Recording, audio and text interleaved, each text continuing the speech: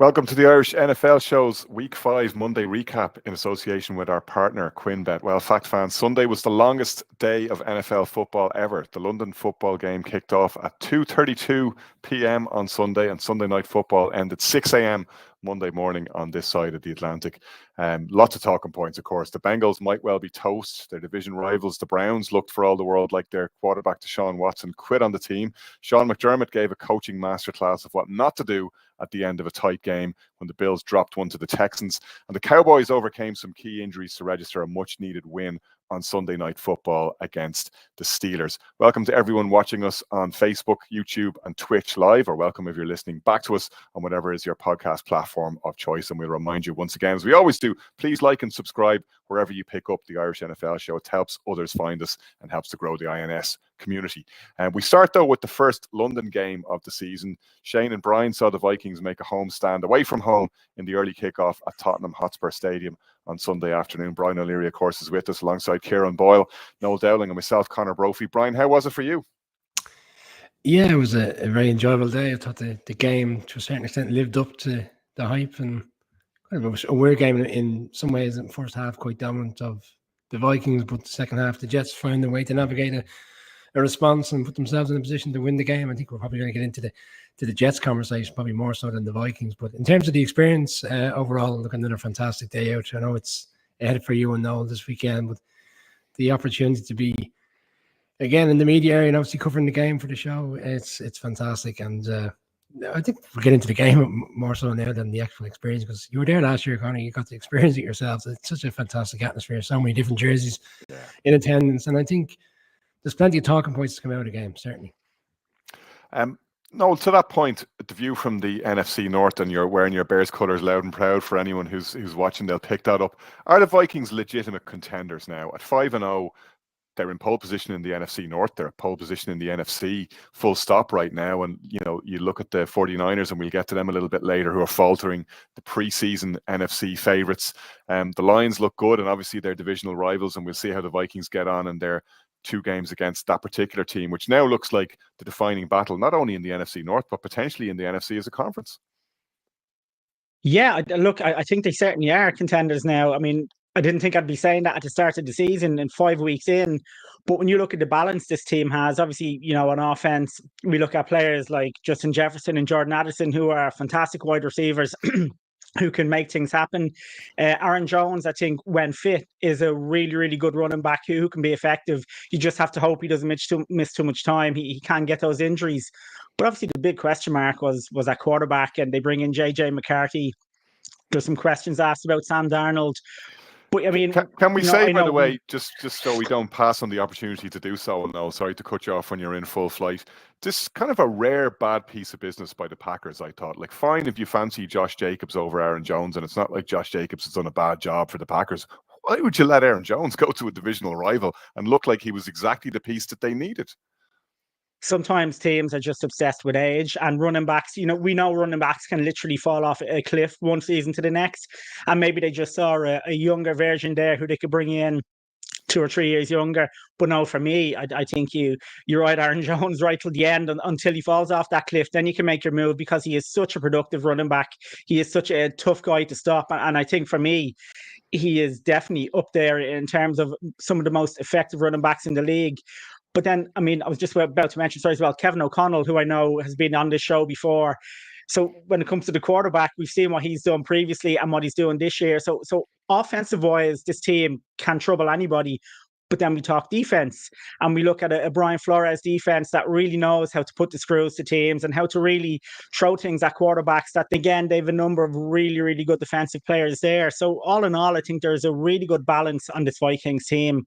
And I think if Sam Darnold can continue going the way he's going, and you know, servicing those guys ahead of him like Addison and Jefferson, why can't this team keep going? I mean, there's some average teams out there that they can beat upon. So I think this Vikings team have a chance this year to make a splash that maybe a lot of us didn't see coming.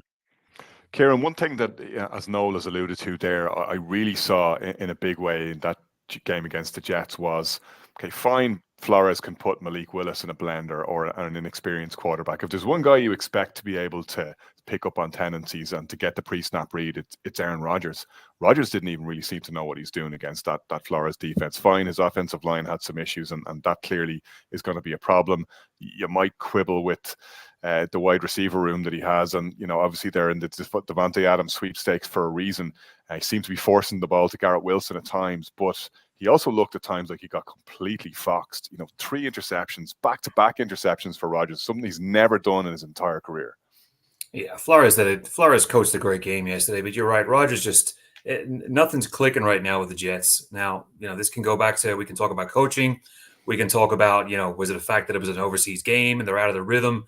We could talk about a whole bunch of things, but the fact of the matter is this Jets team is dysfunctional in a huge amount of ways. Quincy Williams in the locker room is talking about people got to start taking responsibility. You got Sauce Gardner complaining. Garrett Wilson's always moaning about something. The running game is stalled to a stop. I don't know what's going on there. The O-line, yes, there's a couple of issues, but it's still a fairly solid O-line. So I don't know what's going on, but the body language is just horrendous coming out of the Jets from Salah all the way down. We saw that clip of Rodgers. He was doing that, telling Hackett to hurry up on the sideline. It's just nothing is clicking, nothing's in gear, nothing's in motion as opposed to the Vikings. So it's a huge issue for the Jets right now, and it's something that I saw. It's not something that's new, because no matter who you put back there, whether it's the coaching, whether it's the scheme, whether it's the talents, whether it's the quarterback, whatever piece is in there, the Jets cannot seem to find a way to figure things out. They're 2-3 now. Very few people saw 2-3 with the Jets. Now, I'm not going to claim all the credit, but this is something that happens year in and year out with the Jets, no matter who's there. And even if they do get Davante Adams, I mean, that's another superstar ego that you're adding to a room that's already swimming with egos and me first mentalities. So, what do you say about the Jets right now? I mean, nothing's going right, nothing's in sync, and I'd be real worried if I was a Jets fan. Yeah, a lot of things, Brian, as Kieran has mentioned there, that are to be worried about if you're a Jets fan. You can talk about Rodgers' performance in isolation, but that's unfair to him because they can't run the ball, as Kieran pointed out. Like 34 yards, I think, is all they managed on the ground. So Rodgers has to throw it 50-odd times. If you're thrown in obvious passing situations, and everything's in obvious passing situations when you're down that far, you're exposing yourself to risk, and we saw the consequences of that. But as we were saying in the WhatsApp chat over the weekend, I can't think of a bigger coordinator mismatch than Nathaniel Hackett versus Brian Flores, and Hackett came really badly out of that equation. He did, and it seems like there's a lot of doom and gloom for Jets fans. I think there is some positives to take from yesterday's game. Like defensively, they only gave up 16 points to the Vikings, who've been putting the number down on quite a few teams. Like, bearing in mind there's a pick six in there of their 23 points, 16 points against an expansive Vikings offense. They kept Jefferson in check probably from the middle of the second quarter till the second last drive of the game when they finally got him back involved. If you went within 5 yards of within 5 yards of Jefferson yesterday, you seem to be getting called. I thought the referees were quite poor yesterday. I thought they were very lenient towards the Vikings. And as bad as Rodgers played, I can understand to a certain degree why he was getting frustrated. One, he was getting crippled because his offensive line was a disaster yesterday. I mean, he was playing with one leg essentially for large parts of the second half. He was putting the ball quite well for me early on in the game into Garrett Wilson, to Lazard, and they were the ones dropping the ball. It wasn't like he wasn't finding the receivers. And then he had to go aggressive, and it lends a hand into interceptions. He came out in the press conference after, which myself and Shane were at, and he said that things are going to turn for this team. I'm very confident it's going to turn. It's only a matter of time. People will give up on us on the outside, but we're not giving up on the in-house. I don't know if he's trying to make everybody believe that there's no problems in-house, because from the outside looking in, it looks like there's a lot of problems. And in particular, the head coach, Salah's press conference for me was really defeatist. He was very downhearted. You can say, Brian, with all of what we've laid out here over the past few minutes, the AFC East is now taking over the mantle from the NFC South as the slow bicycle race in the NFL. They only need to beat what's out there in front of them. They're actually in second place. They're only one game behind the Bills, who also lost at the weekend. Dolphins obviously are meandering, lost at the moment, despite beating the Patriots over the weekend, who are clearly going nowhere this year. So it's still all to play for. Absolutely. And where the Vikings are on a bye week next week, the Jets aren't. The Jets are coming back, and they're going to play next Monday night against the Bills at home. I mean, it's a big game. It's already a huge game in the the lead in terms of who, I suppose, if the Bills are to win, they really do probably put a little bit of a gap in front of the other teams. But the Dolphins have won yesterday, and they're going to obviously think that if they can get Tua back at some stage of the season, they'll be back on track. Next week's game is huge, and if they win next week, they're top of the division. So I don't think we need to be getting too carried away. It doesn't look good right now, but I think there's still a lot of turns to come in this division over the course of the season. There were 3 cracking games in particular in the 6 p.m. window, Kieran, as it is, at least on this side of the ocean. We had, Jags Colts, which we'll get to, which was a thriller. Bengals Ravens, absolutely the game of the weekend and probably the best game we've seen in the season so far in week 5. But Bills Texans was another brilliant game, very unpredictable. A lot going on both sides of the ball. But before we get into the Texans win, which is obviously where we probably should start, but just can't overlook what happened at the end of that game and what was going on the Bills sideline, because to me they indulged in what I could only describe as an act of self-sabotage. They're backed up in their own end zone. Time is running out, so you would think the obvious thing to do here is put the ball up the jumper, try and grind out a few yards, make the Texans burn their timeouts, and if you have to punt, at least give yourself a bit more room to get a decent shot down the field and make it difficult for the Texans, give them the least amount of time possible to try and come back and kick a game-winning field goal. Instead, they take 3 crazy shots down the field, burn very little time, end up, pretty much where they started, and the kick essentially puts Kaimi Fairbairn into field goal range as soon as it's fielded when they finally do punt it. The Texans have 3 timeouts and they've little trouble maneuvering themselves into field goal range, and they win the game. Just crazy, crazy stuff, which in fairness, Sean McDermott put his hand up after the game and said, yeah, that's on me. These are just not the kind of decisions you can make if you're really serious. And I think McDermott got off really lightly. I mean, he should have been grilled on that. I mean, that's the worst coaching decision I think we've seen all season. And all he had to say for himself was, I got to do a better job coaching. They were on their own 3. The Bills were on their own 3-yard line. 3 incompletions. You had one to Keon Coleman, Matt Collins, and then Curtis Samuel, one after another. And it was bizarre. Anybody watching football yesterday was looking at that going, what are the Bills doing? And even the first time they did it. And then when they did it the third time and ended up punting it away, it was crazy. I mean, that was the Bills in a nutshell yesterday. Nothing really got going for them at all. It's a very striking difference between the team that beat up on the Jaguars a couple of weeks ago. Baltimore put them to the hill last week. But again, just I don't know whether it was that defeat last week sticking in the craw, but Allen not looking great yesterday. Something's not clicking. I don't know if it's the offense or what's going on, but I mean, that was just symptomatic. That whole last 30 seconds was just symptomatic of the Bills' play yesterday. And again, McDermott getting off scot-free, with a kind of asinine stock answer in that, I got to do a better job coaching. Well, you do, because you just gave the game to the Texans. I mean, 58 yards in a stadium like the Texans have with no breeze, it's a straight shot. Any kicker worth his salt is going to make that. But this is another blip for the Bills. And again, like we discussed earlier, in a division that's very winnable. That's another win that they've given away when they can make clear daylight on the rest of the division. So very, very strange. No, the Texans, record-wise, are probably where we would have expected them to be. This is a team that we anticipate as contenders. We talked them up in the offseason. I know you in particular were very positive on them. And I have to say, even though it hasn't really gone necessarily according to plan, and they certainly wouldn't have wanted Nico Collins to be limping off with a hamstring injury yesterday, I do like the way the Texans are going, because they're showing resilience. They're winning in different ways. And Kieran spoke there about Josh Allen being out of sorts. He was out of sorts because they really got to him over the weekend. Texans really stepping it up defensively, and they look a more balanced and complete team, even though they're not anywhere near maybe hitting their straps. This team looks to me like it's built to go the distance, I have to say. Funnily enough, even though they've struggled, the way they're finding solutions gives me confidence that this is a team built for the long road.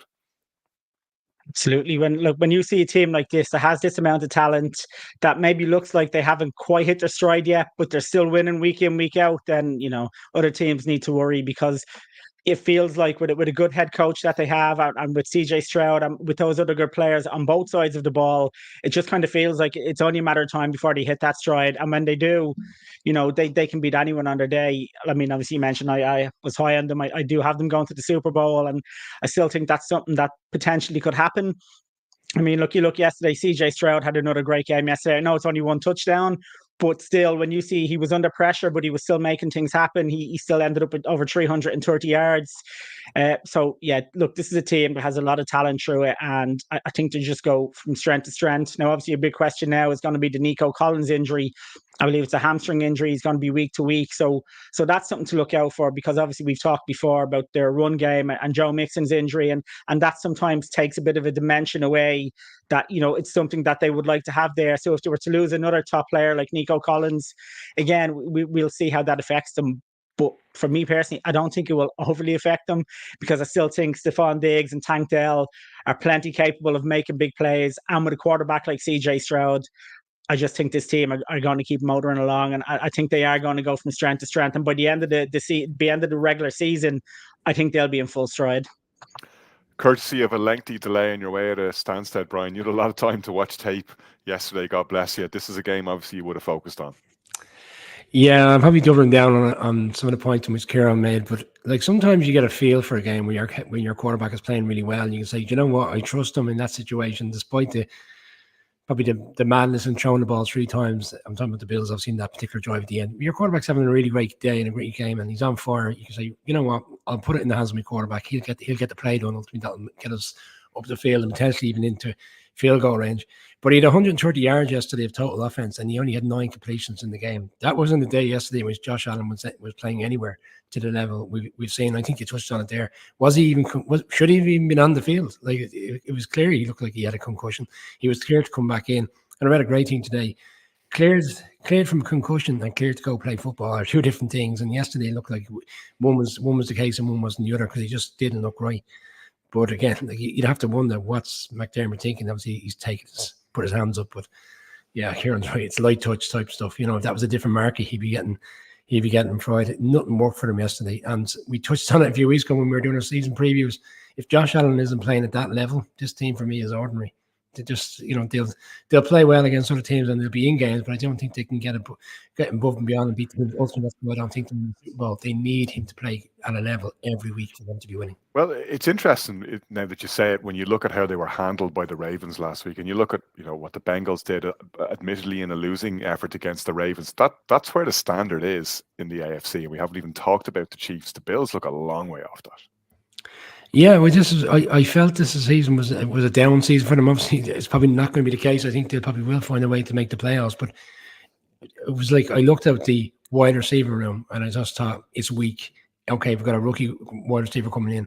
I mean, they're making plays, but they're making plays because they got a quarterback there that's able to extend the play. But like he was extending the play yesterday, it nearly cost him, the remainder of the game. And it'll be interesting to see how they react next week in terms of this big game. It's a big game ahead. It's a big week for both teams. Obviously, both coming off losses. But if Josh Allen is not at that level, this Bills team need a lot of work. And I don't think they have enough players to get it over the line. I don't see any other player stepping up at the level he does to get them over the line. And that's, for me, is a big problem. Right, that brings us to the end of our first segment of Talking Points in our Week 5 recap.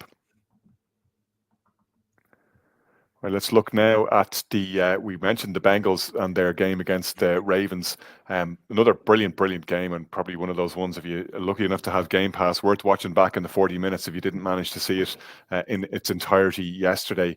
But an incredible conclusion, Noel, and one that, again, we were talking about poor coaching by Sean McDermott and some bad decisions. I put Zach Taylor right in the same box there after what happened at the end of that game. All right, it's not quite to the same degree. You might say there's a little bit of mitigation given the situation unfolding, but Bengals have 10-point lead twice in the fourth quarter. Ravens managed to peg them back, thanks in part to an unbelievable off-structure play from Lamar Jackson, probably one of the best plays of the season so far, and we'll get to that momentarily. But to get into overtime, Ravens are marching down the field, having won the toss.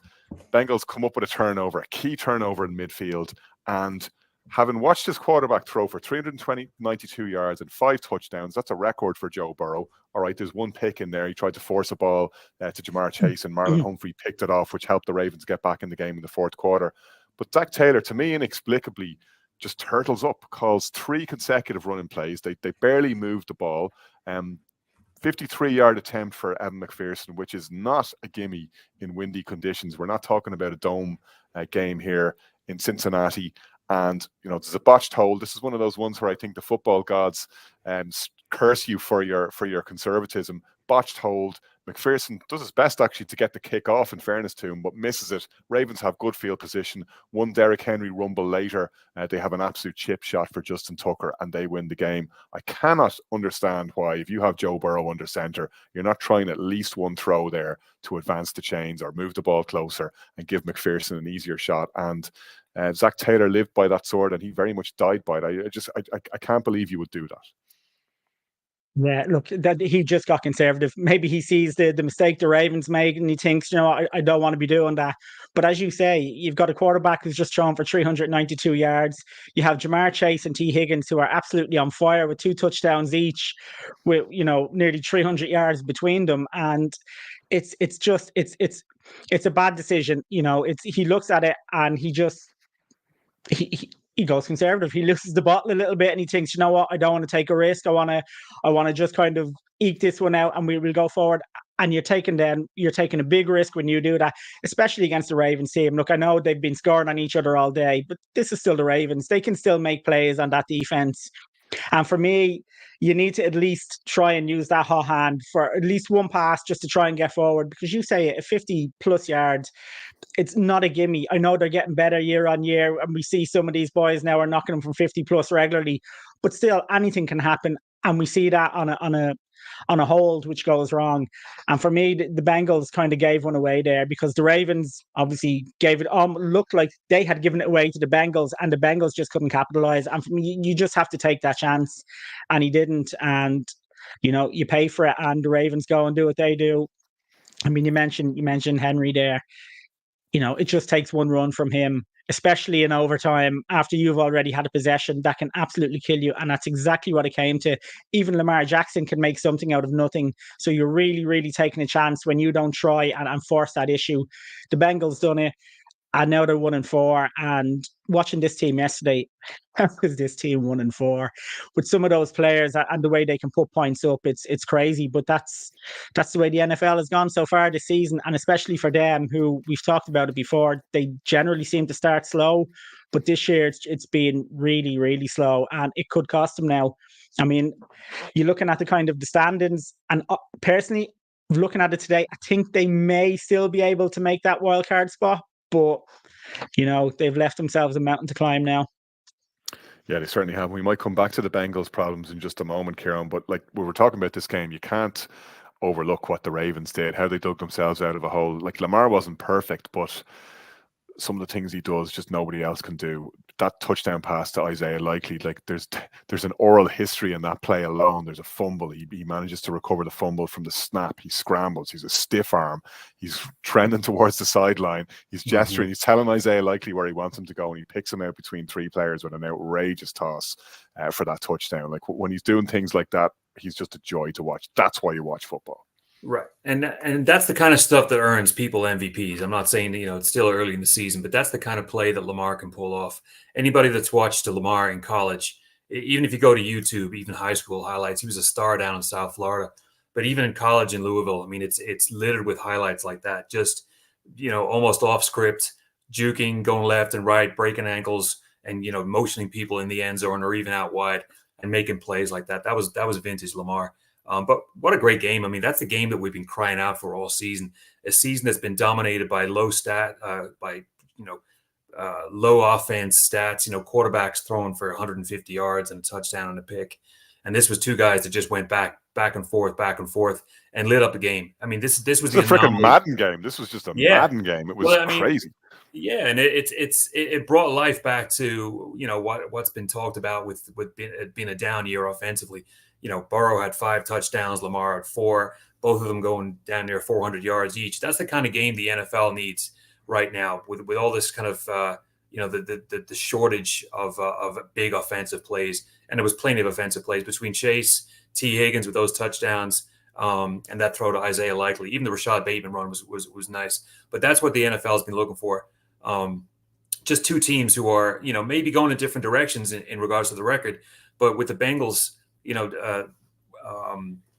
Burrow said at the press conference afterwards, right now we're not a championship level team. And I think, unfortunately, he's right. I don't think anyone's ever got from 1-4 to the playoffs. There's something there's something not clicking again, like Noel said, with the slow starts, and they haven't even got out of the blocks yet. And I think it's the old Yogi Berra statement that it gets late early, and that's the case right now with the Bengals. I think they've left themselves too much of a bridge or too much of a mountain to climb. And I think it is night for the Bengals, unfortunately, for this season. But that's not to say that they won't be able to take some wins off a lot of other teams. But that was just a recap. That was just a great game, back and forth. Everybody watching that was glued to red zone and just looking for the next play. And it was just encapsulated with that great Lamar throw to Likely in the end zone. Ironically, Brian, they get the offense right, and Luanarumo's defense, which is not necessarily something you would have expected to let them down, but seems to be a bit of an issue at the moment. You were looking at the press conference after as well. Yeah, sorry, just before I go to the press conference, you love a stat, don't you, Connor? And I know Kieran's alluded to teams who are 1-4 making the playoffs. 5.6% in NFL history of teams that are 1-4 make the playoffs. So you're telling me there's a chance? There's a slight chance, yeah. I think Noel's probably right in terms of what's ahead of them on the schedule. They might be lighting up. Back to the head coach. What do we call it? Situational football, Connor. That's what I usually refer to every week, isn't it? Their running game was ineffective for the entirety of the game. And I know you've already mentioned it, but he goes run. And then in the press conference, he said, I was calling run plays because I was concerned there would be a hold play. Well, anybody who watches the NFL knows most holds on the offensive line tend to happen when you're trying to block for your running back, trying to find the hole. And he calls that, and there was one hold in the entirety of the game, which means it was a soft refereeing game yesterday. There was nobody getting called for any holds. It just doesn't make any sense. It's a lot of head coaches this weekend, in particular in the AFC, that are finding ways to lose games as opposed to finding ways to win games. And for the Bengals right now, that's one they needed to have. No, I'll tell you which coach is finding ways to win games. Good old Mike McCarthy got the Cowboys back on track. They had that game against the Steelers, an interconference rivalry, 3 Super Bowls between them, of course. They came out on top narrowly in the end, and Steelers had their own misfortunes, but that's one the Cowboys will feel that they needed to have. They rolled in there with a lot of injuries, no Micah Parsons among other absences, and they picked up a couple of injuries on the night as well, so it's not a clean win. They didn't get out of there clean, but it's a big win in Acrisure Stadium, formerly known as Heinz Field. No, it certainly is. They did really need it. And obviously Dak Prescott steps up. He gets 350 yards and a couple of touchdowns.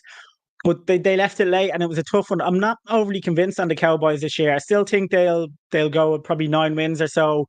But I don't know. There's something about them. They needed to get that run game going a bit better. Now, Dowdle stepped up last night, and he got nearly 90 yards. So that's going to help them. And obviously when you've CD Lamb there to take pressure off, he's the kind of player you can look out for there. And Tolbert, stepped up last night as well with a touchdown.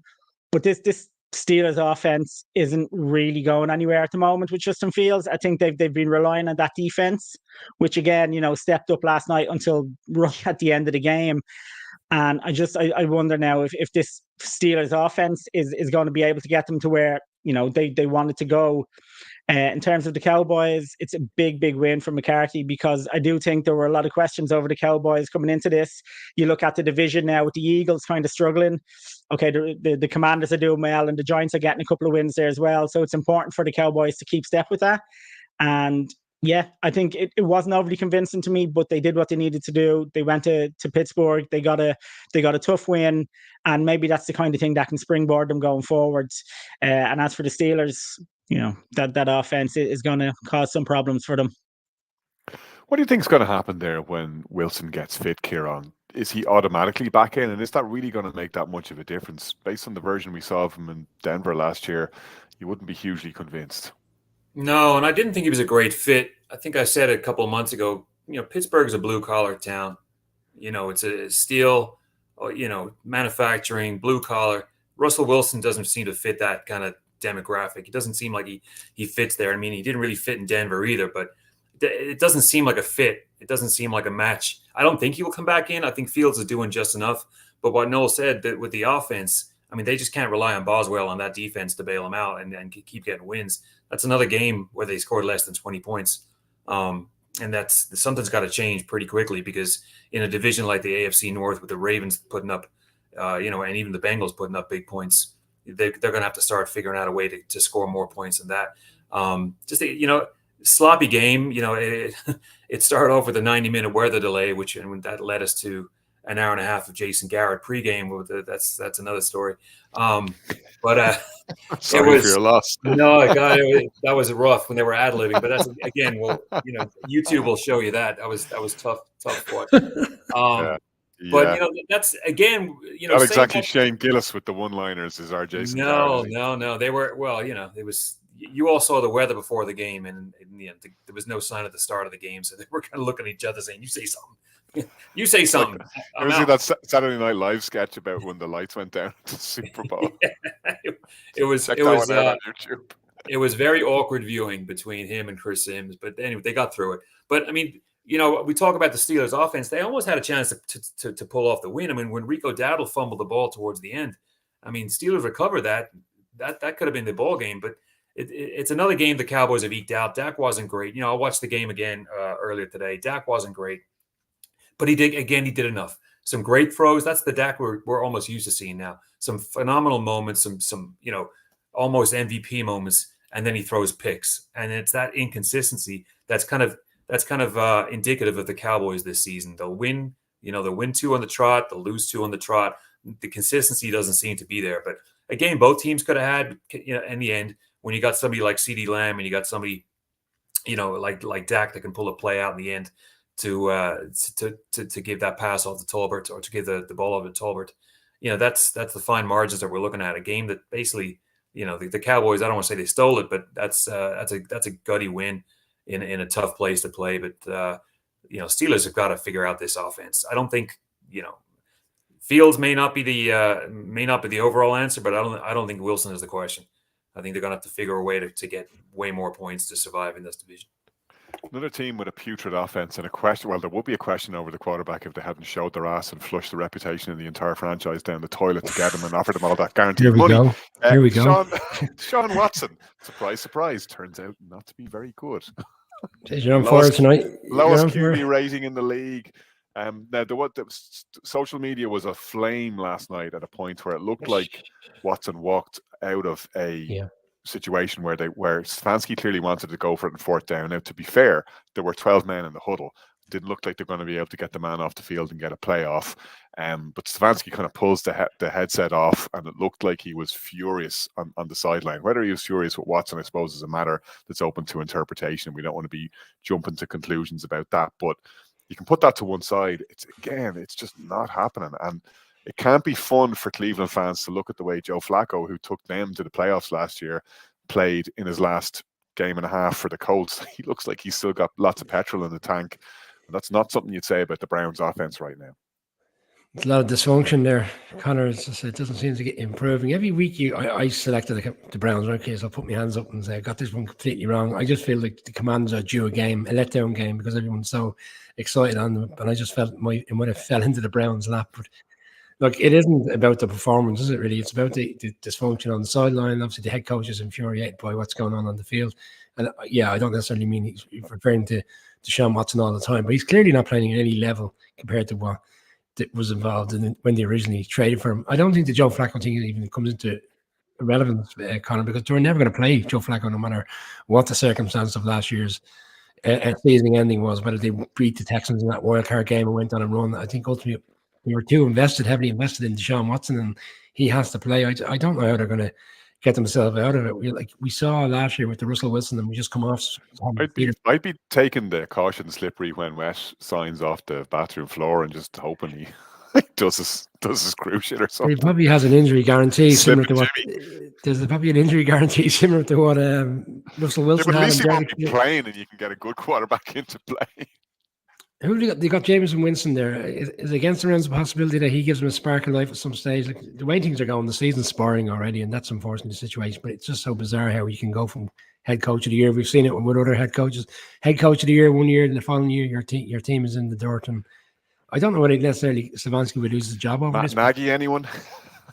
Something's going to have to change, though. Something's going to have to change. Just can't continue the way it is. It's ultimately it's a terrible look for the team, terrible look for the organization, and where the defense stood up last year and got them out of situations and played so well effectively that they allowed for their offense to score a couple of touchdowns and win games. That clearly is not the case this year, because they're getting hosed up against teams who have an expansive offense now, such as the Commanders. It's another great result for the Commanders. It's, for me, these are the storyline of the season right now for me. this team. They're just come out of nowhere. Yeah, unbelievable. No, one quick point maybe before we wrap our second segment of Week 5 talking points. Toss of a coin, really. Are the Patriots or the Panthers the worst team in the league right now? I'd be leaning Panthers, I maybe have to slightly say, because this was always going to be a rebuild year for the Patriots. The Panthers, you really would have hoped for them that they would be in better shape, but they're not. Yeah, I mean, when you put it like that, I mean, I think I'd probably take the Panthers to win a game. But as you're saying, if you take, where they're expected to be at this point in a rebuild, the Panthers look in a world of trouble. They really do. I mean, just watching them play the Bears yesterday, I mean, the Bears, who I do think are getting better, but the Bears absolutely manhandled them, and they did what they had to do, and they looked like they did it with ease. And I think that's not a good sign for this Panthers team. This was the rebound relationship that the Bears' offensive line need. They actually looked like they could move people. At least they could move people wearing Panthers uniforms. No, they did. Actually, it turned out to be, I think, a very important game for the Bears, because I think later on in the game, they were just calling plays to give Caleb Williams experience in certain plays, because they had the game won. It kind of turned into a bit of a, let's put them in situations that we want to kind of give them a bit of experience. And this Panthers team is bad. I mean, Andy Dalton came in, he gives them a bit of a bounce, which can happen, but overall they're not good enough. We've seen the moves they've made over the last couple of years, and it's just backfiring. Obviously, we talk about that big trade with the Bears, and that's just something that could set this franchise back now a number of years, and that's something they need to live with. In terms of the Patriots, again, I think they're another bad team. I'm surprised. I thought Drake May have come in by now, but I don't think it's a bad thing if he's not. You want him to come in when the time is right. But as you mentioned, they're in a different stage. They're in a different position. They're building up from the bottom up with a new head coach and new coaching staff. So that can be forgiven in year one. But again, look, I'd like to see the two of them play just to see who is the worst. But actually, no, actually scratch that. I don't particularly want to see the two of them play. You can do that a GAA challenge match, inter-county challenge match. They can do that behind closed doors and Park Township or somewhere. We'll leave them at it. Yeah. You're looking at our third segment now of talking points as we recap Week 5 on the Irish NFL show. Kieran, finally the sun rises in Jacksonville. The Jags break their duck. The last winless team in the NFL finally is winless no more. They got a much needed win against the Colts. How has talk radio been around your area since? Well, talk radio has been in full meltdown mode the last 2 weeks. So if ever a team needed a win, it was the Jags yesterday. I mean, to go 0-5 to London and play the Bears, I mean, you got to think this is a team who's got to fill seats. Not forgetting about the stadium talk that's coming down in a couple of years. The Jags are looking, if they had gone 0-5, you're looking at a season where you're going to have a half full stadium. And I've been there, and I've been in plenty of Jag stadiums when it's half full with a dismal season, and it's very deflating. And they can't afford to let that happen again, especially the way that Khan has been talking up this team and the coaching staff. But I mean, if anyone needed a win, it was the Jags. And again, similar to the Texans game, it was in the balance throughout the game. The Jags got a little bit of a daylight. They went up 14, and then just like that, Flacco pulled the rabbit out of his hat and threw to Pierce twice in about 2 minutes and brought them level. And you could see the shots in the stand with the fans with their hands on their heads, and it was another situation of, oh no, here we go again. But that they were bailed out by Tank Bigsby. Had a real good game on the ground. Trevor Lawrence with a career game. He had 371 yards on his birthday, career high. He threw 28 of 34, so he had a much better game despite throwing a pick. But I don't want to say the tide is turning in Jacksonville, but definitely a much more relieved tone with the local TV and radio stations today. There's no way they could have gone to London 0-5. I mean, that would have been just catastrophic. So a 1-4 feels like a 3-2 almost for the Jags right now. Not saying that they're going to make any kind of run, because that O-line is still decimated. I don't rate that O-line right now. And even in the preseason, the defense was way ahead of the offense. But now it's almost coming level that the defense has got a lot of holes now. Josh Hines Allen and Trayvon Walker did kind of redeem themselves yesterday, but that hasn't been happening a lot all season. And they need to get the offense clicking. They need to get the defense clicking at the same time. So, a much needed win for Jacksonville as they take the plane to London for 2 weeks. I mean, the weather almost kind of mirrored the mood in Jacksonville yesterday. Not a huge crowd, wet, overcast, kind of matched the mood. But sunnier days ahead for Jacksonville, hopefully. Yeah. Not next weekend against the Bears. Otherwise, myself and Noel are going to have a dismal Sunday in London. We'll save it one more week before everything clicks. Brian, one thing that was clicking on the other side of the ball was Joe Flacco. We mentioned him briefly a bit earlier.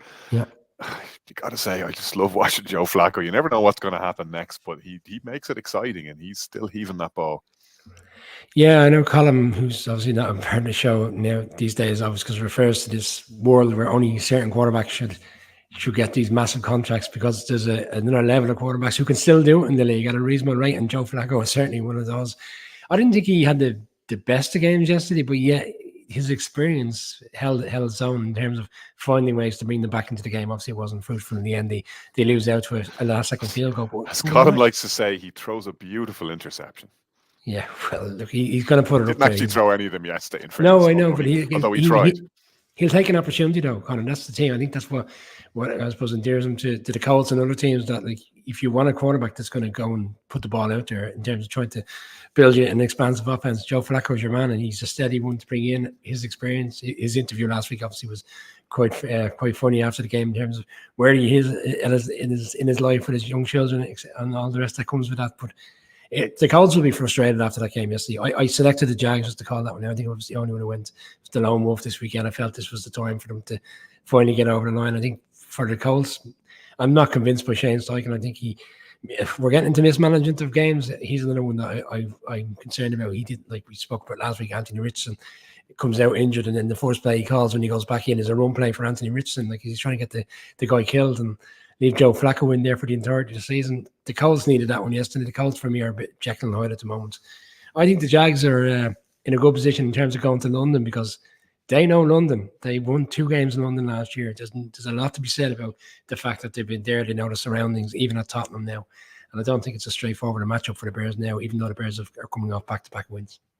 Well, don't be giving your best talking points away now before Thursday when we make our previews and picks. A little sneak peek of what way Brian is leaning ahead of Thursday. Noel, a team that is faltering, nowhere near as bad as the Jags have over recent weeks, but somewhat puzzlingly so as the 49ers. It's just not clicking in Santa Clara at the moment. They had a 10-point lead against the Cardinals. They bounced back after an early sizzling touchdown run from Kyler Murray, put them in a bit of a hole. They were looking good, and then it just started to sputter, as it has done in recent weeks. It hasn't always cost them, but it did again yesterday, just as it did a few weeks back against the Rams. There are a couple of games that the Niners may look back on as the business end of this season, and if they're in playoff contention, seeding is going to be an issue here, because they're 0-2 in their own division. They're 0-3 against NFC North, or NFC opponents rather, in general, and they're just puzzlingly out of sorts. Yeah, and actually yesterday they were out of sorts in the second half. It really was a game of 2 halves when they get 23 points in the first half and then nothing in the second half. And it's hard to kind of figure out why. We know they have some injuries. Obviously, McCaffrey's a big injury, but Mason is still coming in and putting up the yards, and he's got the odd touchdown in there. And they still have talent with Brendan Ayuk and George Kittle. So it's strange what seems to be happening with this team. It kind of feels like some sort of Super Bowl hangover, because they have the talent. They're in a division where you do think they should be able to take advantage of it. Obviously, the Rams have injuries. The Seahawks have a new coaching staff in there. I mean, the Cardinals had their own question marks, although I did think they would be an exciting offense. They might just fall back defensively. But yesterday, the Cardinals, in that second half especially, were well worth that win. Defense stepped up. They made some good plays. And for the 49ers, I don't know what it is. I'm genuinely looking at this team and wondering why exactly is it going wrong. I mean, I don't think Purdy has been playing too bad. I think Purdy's actually been playing quite well. So there's just something about them that just doesn't seem to be clicking. And I think it's something they do really need to find quickly, because you mentioned these aren't just losses. These are divisional losses that they're giving up big leads in. And that's something that has to be addressed fairly quickly, because come the end of the season, I expected the 49ers to have a fairly decent gap from everybody else. But it's looking like that may not be the case now if they don't get going. And these games can absolutely come back and haunt a team at the end of the season. So, Kyle Shanahan has to sit down and really work this out, because they have the players, they have the talent, and there's no excuses for this to be happening. But just like a couple of other teams we've talked about, something for whatever reason on offense just isn't clicking. And it's important for this team that they get that sorted really quickly, because these two divisional results were like, that Rams game looked done, and whatever happened, they collapsed. And then yesterday at home, doing what they done, if they have aspirations for going for another Super Bowl and taking that next step, this is something that needs to be found and fixed fairly quickly. As Noel says, Kieran, the 49ers are looking outside of the West, or at least that's where their eyes would have been at the start of the season. They would have been looking to see, where the lines are going to be. They would match themselves against the contenders in the NFC in terms of, getting the number 1 seed. That's what they would have been looking to do. Now they're already looking up at the Vikings, looking up at the Lions, looking up at the Seahawks in their own division, who they now face on Thursday night with a short turnaround. And it's not just the offense that's not clicking.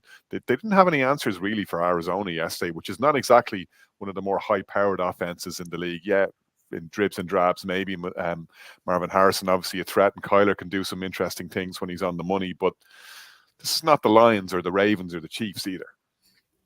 No, but is it too soon to have the Brock Purdy conversation? Is he the problem? I'm throwing it out there. Is he the problem? No. 19 of 35. I don't know. I was waiting for Brian's response. You got a quarterback who, as John Harbaugh said about Ryan Day at Ohio State, he was born on third base. This is a kid who inherited a team loaded with talent from top to bottom. A player, and a quarterback who didn't go into a team in a rebuilding. He had all the talent and all the weapons available to him. So is it a Brock Purdy situation? Now you got Debo, you got Purdy, you got all those offensive weapons. Do they need somebody else behind center to make this team hum? Because right now, the injuries have not affected them to the extent that other teams have been affected.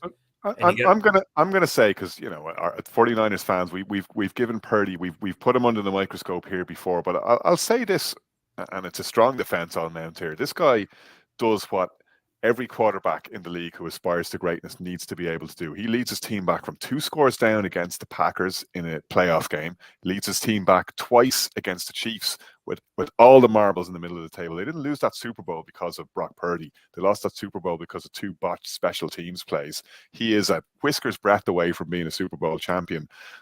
There's 20 other quarterbacks in the league that would have folded in the situations that he's brought the 49ers through, regardless of the talent in front of him. I actually don't think Purdy is the problem. Yes, I think there are better quarterbacks out there, but I don't think Purdy is the issue here, would be my 2 cents. I just have the opinion that with a team loaded with that kind of talent, with a different quarterback, give them the opportunity and put them in a position to win. Because,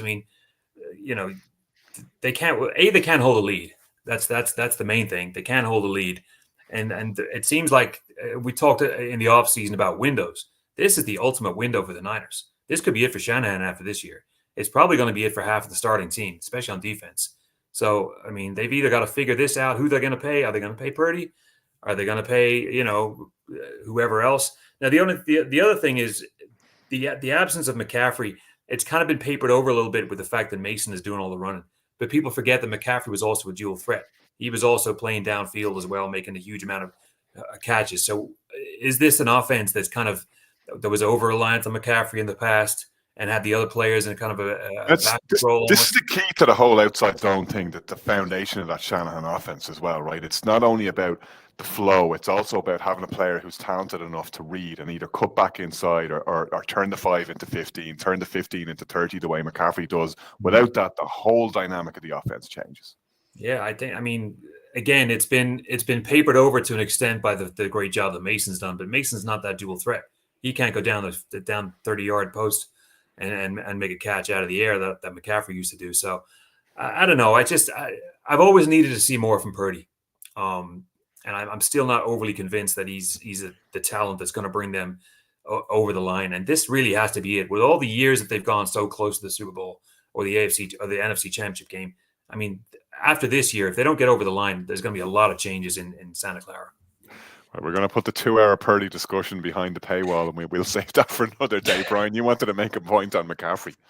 Yeah, look, with all walks of life in every sport, no matter how many upper echelons players you have, there's always one player. There's one player that you have to have no matter what the circumstance, and that's McCaffrey. Kieran is right. Like you said at the Super Bowl, I recall something you said before the game when we did the live show on Saturday morning. You can't underestimate the enormity of this player and what he means to this team. Everything goes through him. And Kieran's alluded to it's not just about the running; it's the pass option, what he gives you. And I think it's been underestimated, Kieran. And it's been underestimated the time he's out, the absence, because Mason came in and had a really effective week 1 game against the Jets. But he has slowed down considerably from where he was. Like, okay, he's playing at a reasonably good level. Most teams will be happy to have him in their teams, but he's not playing at McCaffrey level. McCaffrey, can you imagine the defensive mind and how they have to scheme against McCaffrey? Like, there's so much that goes into him, which allows for all the other various players to have their piece of the pie on the day. And I think until he comes back and they get back and rolling with him, I think they're going to continue to struggle. They'll eke out victories, but they're not going to be as convincing as last year.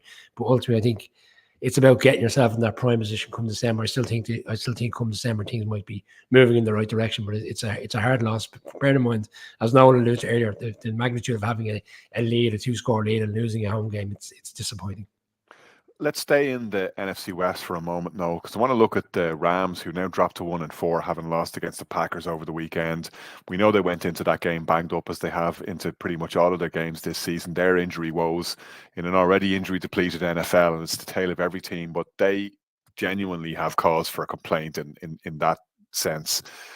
We know they went in a hole last year. They were 3-6 at one stage, and they still managed to make the playoffs. Would that be realistic this season? It's looking like, albeit that they're not massively behind in the division, they really do look devoid of answers. They do. And look, I feel sorry for the Rams. I feel sorry for the Rams fans, because you wait so long for a season to come and then for it to disintegrate so quickly because of something like this, because of injuries. I can't see this Rams team making the playoffs. Whatever, I know I mentioned earlier that I still just, for whatever reason, think the Bengals have a slight outside chance of doing it, looking at the teams above them, and they're only 1 or 2 games from them. But I don't see this Rams team being able to win enough games to challenge anybody. And again, it's just because of the injuries. I mean, I think a couple of weeks ago, we're talking about the 49ers there. The Rams come back and get that win. And I think maybe that kind of put out a false sense of hope that maybe they could just do this. But maybe that was more about the 49ers, as we've discussed here, maybe losing the game rather than the Rams to an extent winning it. I mean, looking at yesterday against the Packers again, the Packers are a good team, so you're not going to, anybody can lose to the Packers on any day. But still, you're watching the Rams team. Stafford is doing all he can. Williams is a good running back, and he's getting the touchdowns. But outside of that, they are devoid of answers, because they just don't have the players to force the issue and to win these games. And I think it's going to be a long, tough season for these Rams fans and players. And yeah, I can't see the team make the playoff. I think there's just too much going to be ahead of them, and they have too many hurdles of their own to get over before they can even look at other teams above them. Brian, there's life in the old dog yet. The Giants managed to beat the Seahawks over the weekend. We talked about, and it was a weekend with some sensational offensive highlights. We spoke about that incredible Lamar scramble and pass to Isaiah Likely. There was some unbelievable highlights in that game alone. But let's talk defense for a minute, because one of the plays of the weekend, and this is a man who stocked up on his chunky soup before he went into that game. Sexy Dexy is the stuff of nightmares. He's just picking people up and throwing them around the place. Yeah, in London a couple of years ago when he did his press conference, he spoke after the game. Giants just beaten the Packers, and he spoke about the portions of the chip shop in London not being to his satisfaction, and he had to order two rounds of chips to keep his belly rumbling. I mean, this guy on his day, like Chris Jones is popping for me. You wouldn't want to be behind him at the buffet. He just does so much for this defense. He allows players like, we're starting to see Brian Bournes gradually get up to speed. He's now getting to the quarterback. He's making sacks. Thibodeau had another successful day yesterday. But I think it all comes through Dexter. If you can't handle Dexter, there's some great footage out today where he literally is manhandling players, where he drove the tackle back into Geno Smith, and it ultimately leads to another blocker and then into Geno Smith. Yes, that's the word. Yeah, ridiculous. Fantastic. Yeah. Yeah, the Sexy Dexy videos are out today. It's fantastic to see. I thought it was the most balanced game in which the Giants played for quite some time. On Thursday's show, I was trying to come up with a scenario in which the Giants could win. I felt the Seahawks defense was there to be got at because we saw what the Lions did on last Monday. But I did say pump the brakes. This is a very expansive Lions offense. They ran the ball effectively. But that's what the Giants did yesterday. Daniel Jones was 22 for 34, 257. Thought he had a really good game yesterday. And on the running game, actually, even with Singletary out, the rookie Tracy stepped up, had a big game. So I'm just relieved that they got over the line because the Giants did what they always do, and Kieran knows very well. They find ways to leave teams hanging around, and ultimately they lose games they should have won, i.e. the Commanders this season and even the Cowboys to a certain extent last week. But it was a real positive win for the Giants, and it's one they needed badly to keep in with an opportunity of, I suppose, putting themselves in the sweepstakes. Sunday night football against the Bengals. Who knows? Maybe the Giants will be 500% come 5 or 6 o'clock in the morning, as long as there's no weather delays. Still kind of all to play for in the NFC East as well, Kieran, right? I mean, yeah, the Commanders are 2 games ahead, but, Brian's been anticipating that they might cool off at some point, maybe in 2 weeks' time against the Bears, fingers crossed. Yeah, I mean, 1-4 is a huge difference to 2-3. And, the eternal pessimist, the PTSD kicked in with the Giants again. I mean, after that awful opening sequence when Jenkins went back for 100. I mean, that was that kind of stuff. I mentioned last week, about 2 weeks ago against the Browns, flinging the remote across the room. Yesterday, I walked out, took a sharp intake of breath, and decided what else can I do on a Sunday evening.